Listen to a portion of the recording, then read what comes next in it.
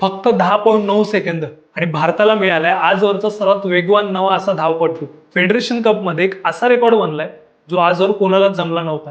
रांची येथे झालेल्या federation cup स्पर्धेत 24 वर्षाच्या गुरिंदरवीर सिंगने पुरुषांच्या 100 मीटर शर्यतीत अवघ्या 10.9 सेकंदाची वेळ नोंदवून नवा राष्ट्रीय विक्रम आपल्या नावावर केलाय. तो 10.10 सेकंदापेक्षा कमी वेळात 100 मीटर पार करणारा पहिला भारतीय पुरुष धावपटू ठरलाय. पण हा रेकॉर्ड एवढे सहज नाही झाला. यामागे एक नाट्यमय घटना होती. केवळ एका दिवसापूर्वीच अनिमेश कुजूरने सेमीफायनलमध्ये 10.15 सेकंदचा रेकॉर्ड केला होता. पण गुरिंदरवीरने फायनलमध्ये अनिमेशचा हा रेकॉर्ड 0.6 सेकंदांनी मोडीत काढत थेट इतिहासच बदललाय. रेस जिंकल्यानंतर गुरिंदरवीरने आपल्या खिशातून एक छोटी चिठ्ठी काढली.